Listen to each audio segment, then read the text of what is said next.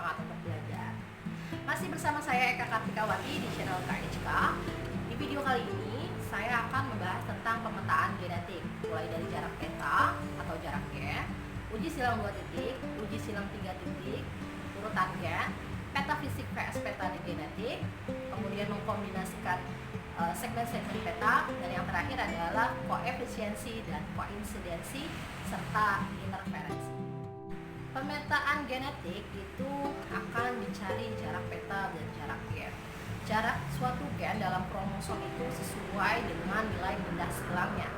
Maka dari situ akan muncul adanya angka yang menunjukkan suatu kombinasi dari jarak-jarak tertentu. Sehingga menurut Morgan bahwa makin besarnya jarak antar gen atau jarak antar peta itu akan memungkinkan makin besarnya nilai kombinasi atau nilai pindah silangnya, atau bisa dikatakan juga crossing over.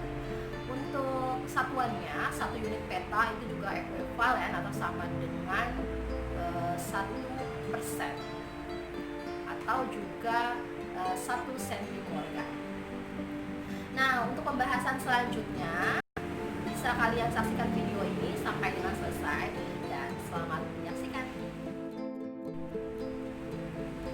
Ya, ini adalah contoh dari jarak peta ya. Kita lihat contohnya, di sini ada soal, jika genotip A besar, B kecil, garis miring A kecil, B besar menghasilkan gamet pindah silang A besar, B besar, dan A kecil, B kecil masing-masing sebesar 19%, maka jarak antara A besar dan B besar diperkirakan adalah berapa?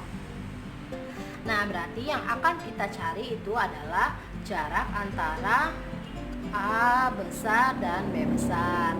Nah, sebelum kita mencari bagaimana cara menjawabnya, saya akan menjelaskan dulu. Ini kan ada genotipnya, tulisannya seperti ini ya. Kok ada garis miring? Saya akan membahas notasi persilangan gen-gen berangka ya, agar kalian itu tidak bingung dengan notasi baru seperti ini. Jadi sebelum ke sini, ini lihat dulu yang saya tulis dengan warna merah. Ini adalah contoh gen berangka. Jadi kalau persilangan seperti ini di gen berangka, ini parentalnya. Parentalnya adalah seperti ini: A besar, B besar, A besar, B besar. Ini ada A kecil, B kecil, A kecil, B kecil. Ya. Di sini ada 2 garis. 2 garis itu menandakan kromosom. Jadi ini adalah kromosom, yang ini adalah kromosom homolognya. Ini juga sama. Maka kita ini udah hasil ya. F1-nya itu adalah A besar, B besar, kemudian A kecil, B kecil. Ini adalah hasilnya ya, hasilnya. Nah, ini ada 2 garis yang itu menandakan kromosom tadi, kromosom.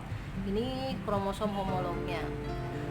Setelah itu, ini bisa disederhanakan. Disederhanakannya adalah cara penulisannya bisa seperti ini. Bisa A besar, B besar, ini kromosom, ini A kecil, B kecil. Nah, dari hasil ini bisa sederhana menjadi seperti ini.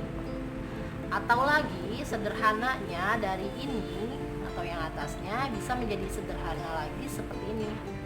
A besar, B besar, garis miring, A kecil, B kecil. Nah, ini adalah penulisan dari hasil ini menjadi sederhana seperti ini. Jadi garis miring ini bukan atau ya. Jadi garis miring ini menandakan adalah kromosom. Ini contohnya berbeda ya, bukan hasil ini, dari hasil ini bukan ya. Ini saya menandakan atau menjelaskan tentang kenapa sih ada garis miring seperti itu. Nah, sekarang kita mulai menjawab pertanyaan yang ini ya. Tadi untuk mencari jarak peta, maka jawabannya adalah caranya seperti ini. Jadi di sini kan gamet pindah silangnya A besar, B besar, dan A kecil, B kecil masing-masing sebesar 19%. Berarti A besar, B besar 19% dan A kecil, B kecil juga 19%. Jadi untuk mencari jaraknya, jarak H dan B, maka kita harus menjumlahkan besaran gamet pindah silangnya. Gamet pindah silangnya di sini ada dua ya, ada A besar, B besar, dan A kecil, B kecil, yaitu berapa? 19 ditambah 19, maka hasilnya adalah 38% atau juga unit peta gitu ya, atau unit peta, karena tadi ekuivalen kan persen dengan unit peta. Nah ini adalah jawabannya. Jadi untuk mencari jarak peta itu kalian harus menemukan dulu berapa besaran gamet pindah silangnya. Yang kedua adalah tentang uji silang 2 titik. Nah, uji silang 2 titik ini adalah cara termudah untuk mendeteksi gamet pada dihibrid dengan melalui melihat hasil progeni dari uji silang atau pindah silangnya. Ada soal di sini yaitu uji silang pada A besar B besar, A kecil B kecil, dan fenotipnya adalah 45% yang dominan pada kedua lokus, 45% yang resesif pada kedua lokus, 16% yang dominan pada lokus pertama dan resesif pada lokus kedua, 16% yang dominan pada lokus kedua dan resesif pada lokus pertama. Maka jarak peta A dan B adalah, jadi saya berikan cara termudah untuk kalian mencari jarak peta itu adalah kalian harus menemukan besaran dari setiap pindah silangnya atau rekombinannya, rekombinasi ya. Di sini kalian sudah tahu ya mana besaran rekombinasinya. Kira-kira dari sini yang mana nih? Jadi saya kasih kunci lagi ya untuk kalian lebih memudahkan mana sih kira-kira antara parental, antara rekombinasi gitu ya. Kalau parental itu biasanya besarannya itu jumlahnya lebih besar daripada jumlah rekombinasi. Kalau ini parentalnya 45%, ini rekombinasinya 16%. Jadi selalu parental itu jumlah besarannya itu lebih besar daripada rekombinasi. Nah, kita lihat di sini berarti ini ya, ini adalah rekombinasinya. Udah ketemu nih, langsung aja. Maka jarak peta A dan B adalah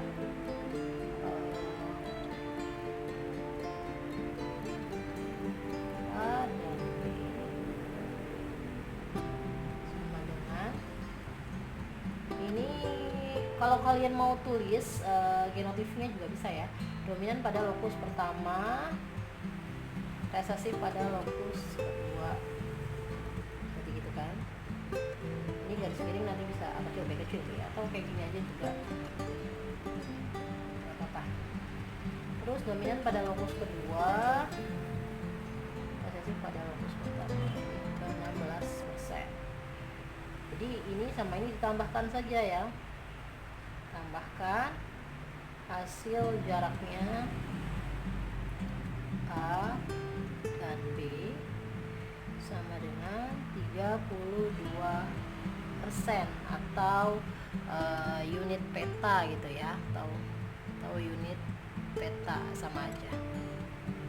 Nah ini jawabannya.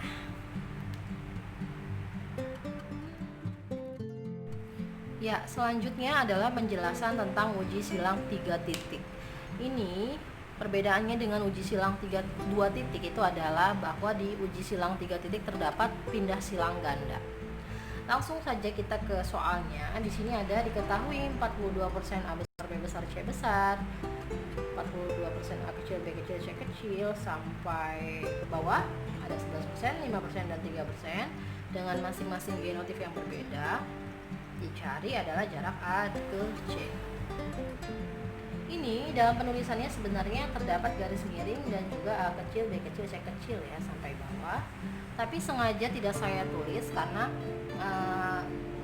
untuk agar kalian lebih fokus pada bagian depannya saja.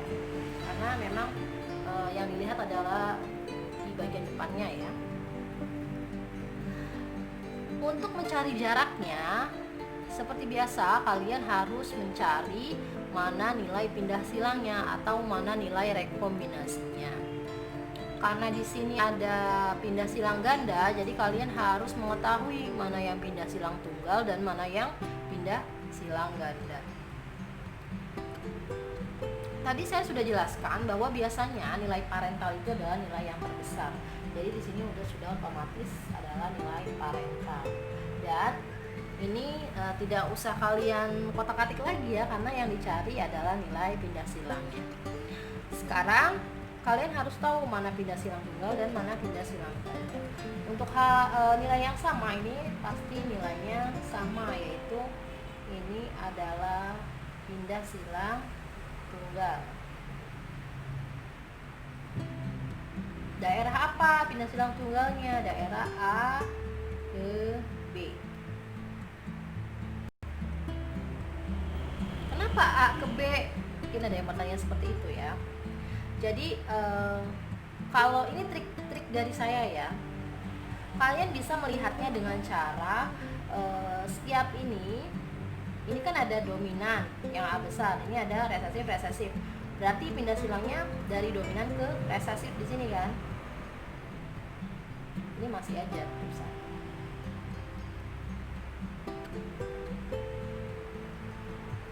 Nah, terus yang ini A kecil, B besar. Berarti di sini kan daerah pindah silangnya, karena ada pertukaran gitu ya. Berarti ini A ke B. Kemudian yang ini PS tunggal. Saya yakin banget ya PS tunggal. Ini tuh C kecil ya kalau ada kayak gitu. Ini A besar, B besar, C kecil. Oh berarti di sini dari dominan ke resesif. B kecil. Yang ini sama juga enggak? A kecil, B kecil, B kecil ke dominan yang besar. Oh, di sini nih pindah silang. Yang ini dari dominan ke resesif, kemudian ke dominan lagi, berarti perpindahannya 2 dong gitu kan. Ini juga sama dari yang resesif ke dominan, berarti ada 2. Ini adalah PSG atau pindah silang ganda. Nah, itu trik dari saya. Terus kita langsung cari jaraknya ya. Atau ini ada trik dari saya lagi nih, caranya gini. Ini A besar di sini. Ini pindah silangnya di sini. Dari A ke B. Begitu juga bisa. Atau dengan gini nih. A besar, B besar. Ini C besar di sini. A kecil, B kecil. Kalau yang ini besar. Ini pindah silangnya 1, 2, 1.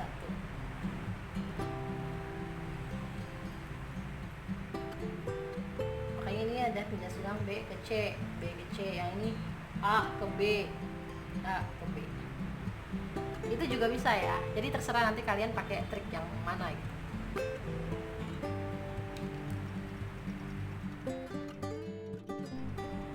Terus kita cari aja langsung nih, udah ketemu semua jarak A ke C, maka sama dengan seperti apa. Ini udah ketahuan nih, ada jarak A ke B dulu. A ke B di sini ada ini berapa? Oh, dijumlahin dulu ya. Ini 22% dari 11 tambah 11. Ini 10% dari 5 tambah 5, dan ini PSG-nya 6%. A ke B itu 22% ditambah 6%.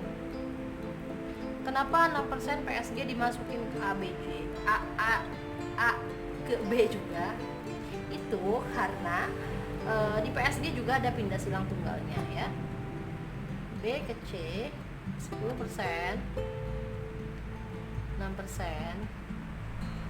Ini ada 28%, ini adalah 16%.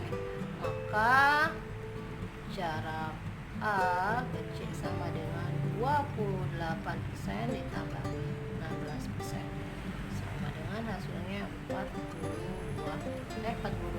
Salah ya? 44%. Nah, ini jawabannya. Gampang kan ya? Gampang banget.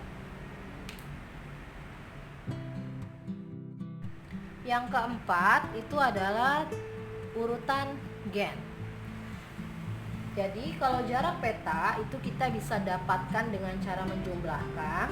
Kemudian kita juga bisa menempatkan gen dengan urutan yang sesuai ya dengan urutannya. Di sini ada contoh soalnya. Diketahui jarak P ke Q adalah 15%, Q ke R 9%, dan P ke R adalah 6%. Bagaimana untuk mengurutkannya? Mengurutkan gennya, kita harus mengetahui dengan gambaran ya. Gambarannya seperti ini. Jawabnya adalah di sini kita bisa mencoba-coba sebenarnya. Karena di sini adalah nilai yang terpanjangnya ada 15% P ke Q. Kita buatlah jalur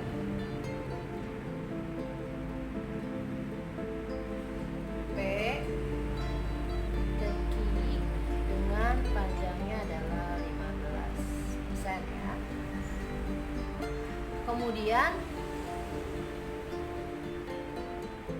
sekarang kita tinggal mencoba-coba antara 9 atau 6%. Jadi ini bisa ditukar ya, bisa dari P ke R atau R ke P, atau juga ini Q ke R atau R ke Q, tinggal bisa di bolak-balik. Sekarang kita mencoba misalkan Q ke R ya. Q ke R kita anggaplah ini, kita bikin di sini Q ke R. Ini kan Q nih sama Q, ini R, ini 9. Kita juga, kalian gambarnya jangan jaraknya jangan mengada-ada ya. Jadi kalau ini 15 berarti kan panjangnya 9 kan, perkiraan benar gitu, 9 panjangnya sepanjang ini gitu. Jadi jangan misalkan ini 9 gitu, jangan asal-asalan gitu ya. Jadi panjangnya diperkirakan. Kalau bisa pakai penggaris ya. Ini Q ke R 9, kemudian P ke R 6. Nah, ini berarti udah kelihatan kalau ini gampang ya. P ke R. Sini kan. P ke R-nya ini R, ini P nih. Sama kan P-nya. Ini berapa? 6. Nah, jadi 6 tambah 9 15. Jadi urutan gennya kalian sudah bisa lihat nih dari sini. P, setelah P apa? Enggak Q kan, kesini dulu kan. R, Q. Ini adalah jawaban yang benar. Pembahasan selanjutnya yaitu nomor 6 tentang peta genetik vs peta fisik. Perbedaannya adalah kalau peta genetik dengan menggunakan rekombinasi yang didasari dengan unit-unit centimorgan ya, atau unit peta. Kalau peta fisik itu dengan menggunakan jarak fisik sepanjang kromosom, yaitu dilihat dari jumlah dasar nukleotidanya. Jadi itu perbedaan antara peta genetik dan peta fisik. Kemudian yang nomor 7, di sini akan kita bahas tentang mengkombinasikan segmen-segmen peta. Jadi ada beberapa segmen peta, kalau di sini ada 3 ya. Kemudian kita kombinasikan, kita satukan dari setiap segmen peta itu, kemudian kita bisa mencari jarak petanya dan juga kita juga bisa mendapatkan urutan genetiknya ya. Kita langsung ke lihat contohnya. Di sini ada 3 segmen, ada A ke B 8% atau 8 unit, kemudian B ke C 10, C ke B 10, B ke D 22, C ke E 30 dan E ke D 2. Maka cara menjawabnya adalah dengan cara kita mencoba-coba untuk mencocokkan agar dari setiap segmen ini sesuai, kemudian bisa dicari atau bisa saling menempati gitu ya, sesuai dengan jaraknya dan hurufnya. Maka ya caranya itu dengan memang harus mencoba-coba untuk mencocokkannya.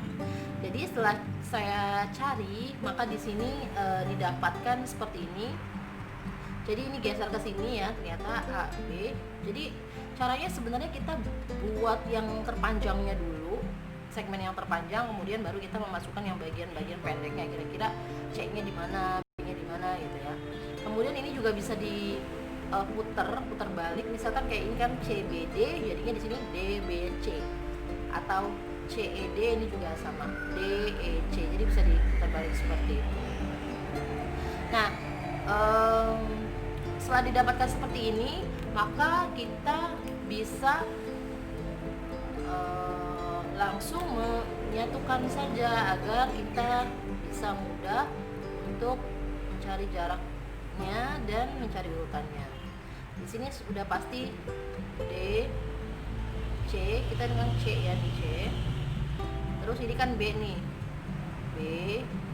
Terus ada A di sini, segmen A di sini, segmen E dan D. Sekarang kita tinggal cari jaraknya. B ke C di sini 10, A ke B 8, E ke A di sini belum tahu ya, D ke E ini 2. Maka kita cari jarak E ke A dulu nih. Caranya jarak E ke A atau ke A ke E itu didapatkan dari, nah kita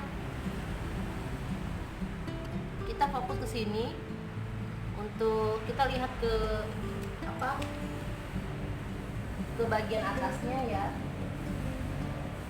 Untuk mencari A ke E itu kan lebih didapatkan dari A ke D gitu ya, atau kita bisa cari dari BD, mana BD? Ini kan BD, karena di sini kan BD ya. Terus, nah ini BA udah ketemu. Jadi B dari jarak B ke D dikurangi B ke A. Di sini jaraknya 22, ini kan 22 nih. Di sini 8. Maka jumlahnya adalah 14.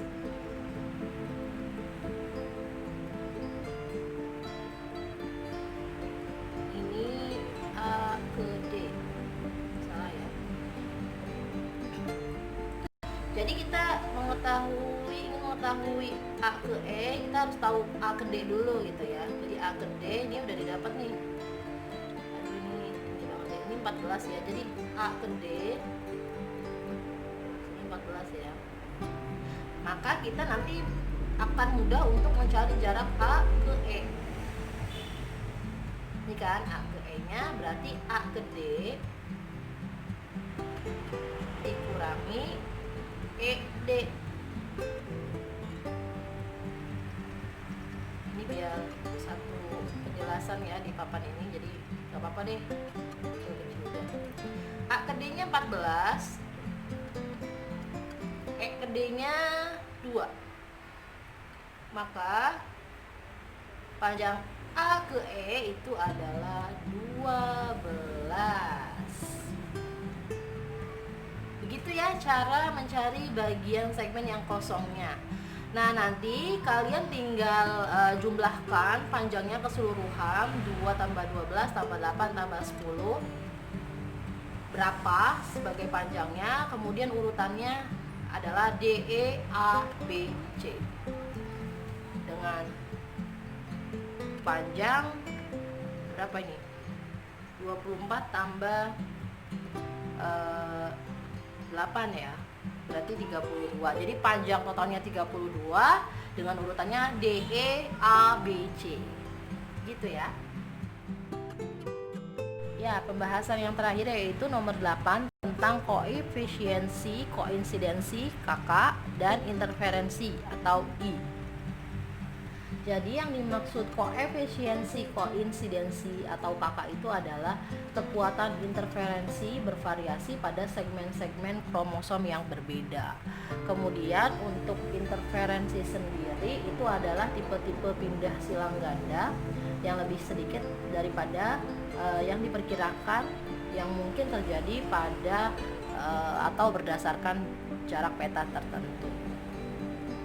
Maka rumusnya adalah untuk mencari kakak itu sama dengan banyaknya pindah silang ganda sesungguhnya dibagi banyaknya pindah silang ganda harapan.